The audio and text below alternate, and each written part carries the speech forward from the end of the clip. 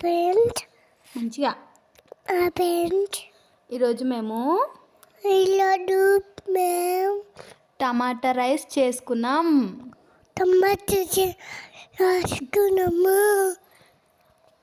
చూడండి ఈ టమాటా రైస్ నేనే చేసిన.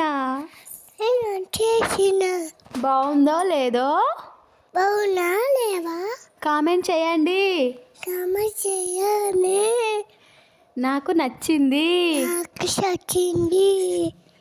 మా మమ్మీకి, మా డాడీకి, మా నాన్నకి నచ్చింది.